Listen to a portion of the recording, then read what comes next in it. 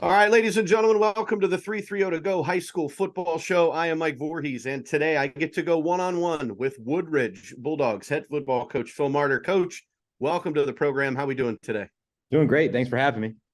Absolutely. We know you have a big game Friday against Norton in Norton. But first, we want to get to know a little bit of background on you. I know that you were a longtime assistant coach with the Canton McKinley Bulldogs. I know Coach Antonio Hall very well. How did you like your time there in Canton? I love my time. It was hard for me to leave. This is one of the only places that would get me to leave is coming back home, and it was a big family decision to kind of just come back here. My dad is defensive coordinator and getting to coach with him again, and just being close to home. And this is where I graduated from. I'm a Bulldog either way, both a Canton Bulldog or a Woodridge Bulldog, and I love all the people there. I love my wrestlers. I love my football players, and the principals and everybody in that community. So, I told people now I'm from Woodridge and I'm from Canton because, that place is really special to me. Absolutely. I get it 100%. You said you were an alum of Woodridge High School, as well as a member of the school's Academic Hall of Fame. Congratulations on that. Athletic Hall of Fame. I don't know about academic. Oh, well, they had it as academic, but we can have both, right? Yeah, we could have both, but I was a decent student, but yeah, it was Athletic Hall of Fame.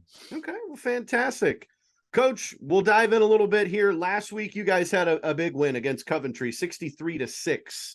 What a performance by Taysir Williams-Clay. He had 3 touchdowns on the ground, finished with 126 yards rushing. What can you say about his dynamic running ability? He's explosive. He's a track guy and a football player, and he was 9th in the states in track this year, Division II. He ran a 100-yard dash and 10.83. Wow. And looking to get a little lower than that, so he's got more speed. And he's just a worker. So when he finds that seam, he's got just a great getaway ability. And you run like that, part of it's the offensive line, and our young line is starting to figure it out right now and start getting going. And kind of everybody on the team, we're running the zone read option kind of offense. And, with Charlie learning how to pull and throw it and get there, it's just making everybody cover all 11. And then that just helps Taysir just find that crease and just get going. Well, the offense did well for you, but how about your defense? 5 interceptions, 2 of them returned for touchdowns. They had 57 yards rushing, 21 yards passing. I mean, on the season, your defense has 7 interceptions, 4 fumble recoveries, 4 forced fumbles, 17 tackles for loss. I mean, what does it mean when you're able to get takeaways and to shut down an opponent like you did last week? It's just a credit to the athletes that we have in the back end. When I walked into this program and our track team took second and runners up only to Glenville, they're all there in that back end flying around and doing those stuff. And it makes things a little more fun as a play caller. You can be a lot more aggressive because, you got that defense sitting back there. And, we have a little mantra with our defense. We call it the dark side. So if we can get in there and take things away and bring darkness to the scoreboard, we're really happy about that. And just kind of getting together and playing team football. It's going to take all phases and everybody out there to do their part. And we just been blessed, and it was a really good night that night. Absolutely. I mean, you that's like almost video game type numbers, and it's great when you're able to do it live. Obviously, what does a win like that do not only for your defense, but for the team as a whole? Well, for the team, it's great, because we get that early lead, and then we get the young guys getting out there under Friday night, and they get to go under the lights and get the JV out there and really develop that program for the next step. The varsity guys get a little break, which we needed because we had our first 3 games were pretty tough. There's some tough competition and playing 4 quarters against Revere, West Branch, and CVCA. So that to kind of get in there and only have to play, a quarter and a half, or just a quarter, and letting the young guys get out there and get some reps, helped get our legs back a little bit in week 5. And also just getting these young guys to come around, because we're going to need these young guys come week 7, week 8. If we can develop a little more depth down the road, it's always good, because I think you talk to any coach, they're always like, well, we don't got depth here, we don't got depth there. That's high school football. So if we can develop those guys, and the best way to do that's on Friday night under the lights.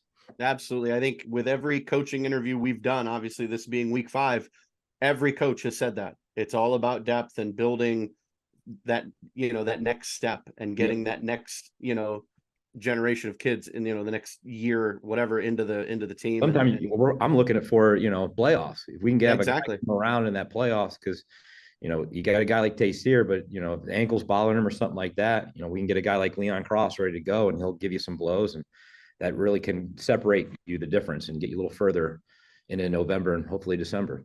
Absolutely. You said you had mentioned Charlie. I know you were talking about Charles Lambus, having him back after suffering a season-ending injury last year. How important is he as the signal caller to your offense?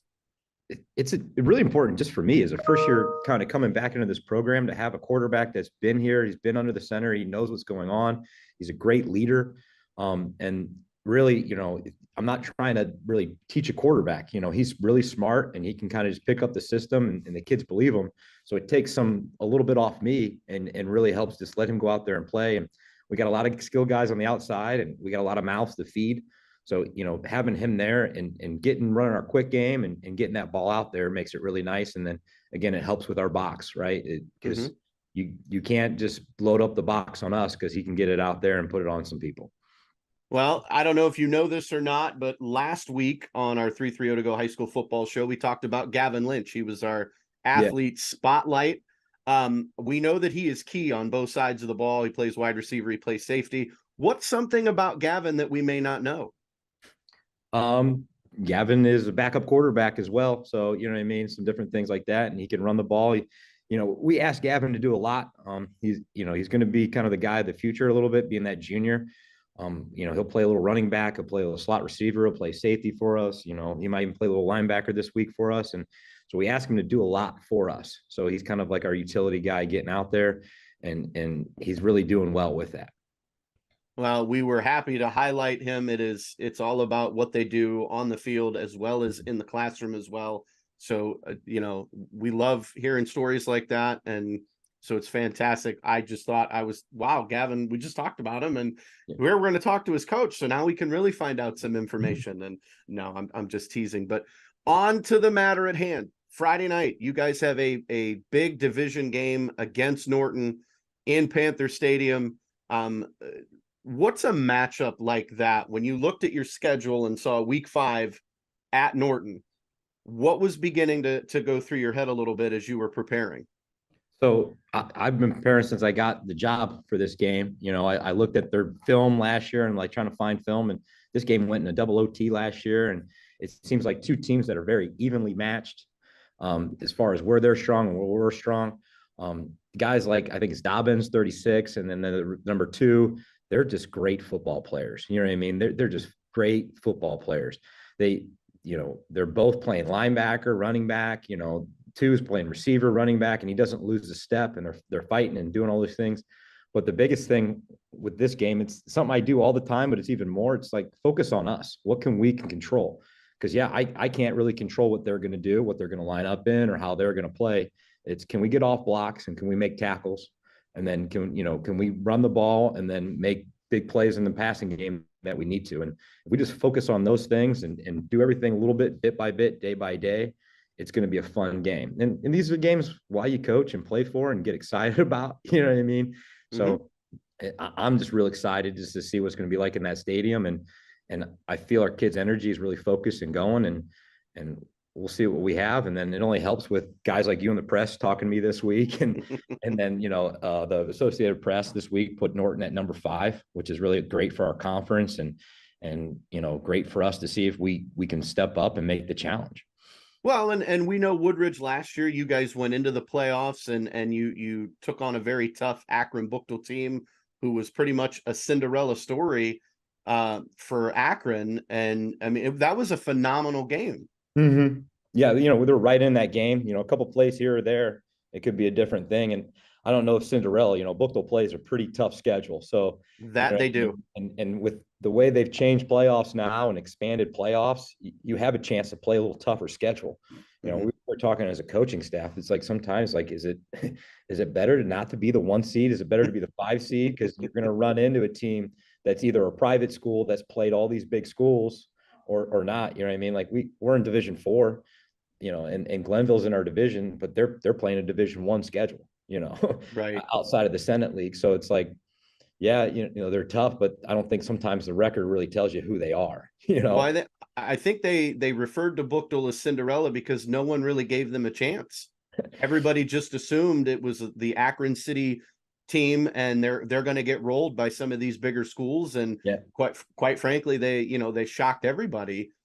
Well, I guess a little history about me. My dad's coached in Akron Public forever, and That's awesome. I grew up as a Bookville ball boy back in the Oh, day. okay. So I had a lot of pride in the Grist back in '97 and the early 2000s, and so I've always known they're a good program, and those kids over there on the west side know how to play football, and they're going to be physical. So I've never doubted a Bookville Griff for a second. So they're going to be tough. They're going to play hard, and they're going to give you everything they got. Yeah, absolutely. That's what you can expect. But back to Norton, we know Norton loves to run the football. You talked about Dobbins. You talked about number 2, which I assume you mean is Noah Willig. Yep. And his brother, number 11. Yep. Exactly. Like, what is the message to the Bulldog defense to shut down their running attack? Well, they're really want to run the football, and they're going to let you know when they jump into that stack eye, Maryland eye, double tights, and then they're going to block everybody down and kick out. And what we've been working on is getting off blocks and making tackles. That's the biggest thing. And when we make that tackle, it's driving them back for 5. It's we do all this stuff. We talk about throwing the ball and spread and doing everything, but old Vince Lombardi, it comes down to blocking and tackling. And this week it comes down to, can we get off blocks and can we make tackles? And it's not just one time. It's going to have to be for 4 quarters of making that decision of getting off blocks and making the tackle. And they're going to make their hay and they're going to get some yards. But it's when we have the opportunities, can we catch them in a first down and get them off schedule, and then get off the field on 3rd down, and they're a great offense. What they average 40 points a game. So and at the same time, we got to get them out of that stack eye, because it's not sexy, but if you just stay in that stack eye, you don't need to do anything else. And that's what I told our coach, and that's what I told our team. If the team gets in a stack eye or T, they're just saying our 11 are tougher and better than you, and you're not going to stop us. Prove it. You know what I mean? Prove it. And that's kind of the fun thing about that offense when you can do it. It's not fun on the other side. It's very a helpless feeling, because it's just like there's not a scheme, there's not a defense you can run.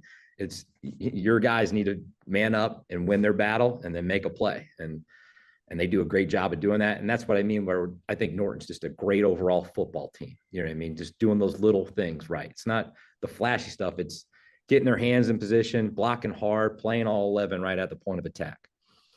Well, obviously, you talked about, we know they love to run the ball, trying to make them one-dimensional on defense, force them into throws, 3rd and long. Mm-hmm. But how important will it be for Woodridge to get off to a great start offensively against that tough Norton defense? Well, that's one way you get them out on the offensive side of the ball, right? Is if we can get in a score and you make it a little bit of a race. If you get up 2 scores, it's a little harder to be patient and stay in that run game, right? It's a little harder because now you're down a little bit and you got to create some big explosion plays. It's, so that's huge for us and our defense. You know what I mean? Is getting to a point where you kind of have to throw the ball to keep going, and putting them in those situations where if they're staying in the scores and they can stay up, they can just sit there and hold that ball and just wear you down. Right. Absolutely. We get it. Now, we know Friday night is going to be a phenomenal game between Woodridge and Norton, but I've got a more important question for you. What would a division title do for not only you, but for Woodridge, especially with your first year at the helm? Oh, that is like the ultimate goal for us right now. It's up there. It would be awesome. Like I said, I'm trying to live one day at a time and one game at a time and win those things. But the fact is, where we sit in between a lot of private schools. We can see CVCA's lights. We can see Walsh's lights. Hoban and St. V aren't far away. So it's a big job to try to recruit our kids. We got a good 8th grade team coming, and I try to go to all the 8th grade games and make sure that guys that are wearing blue or maroon are Woodridge guys and not from other schools talking to our kids. And having that title, that kind of makes some people want to stay home a little bit. And we can keep these kids to stay home. We can keep winning a couple more of them. And that's what you want. Absolutely. Well, Coach, I want to thank you so much for taking the time to talk to me today. We went one-on-one with Woodridge head football coach Phil Martter on the 330 to Go High School Football Show. Coach, we wish you nothing but success this Friday night against Norton for the rest of the season. And hopefully we can talk to you again when the Bulldogs make the playoffs. Sounds good. All right. Look forward to it. Awesome, Coach. Thank you so much. Enjoy the rest of your day. We'll talk to you soon. You too.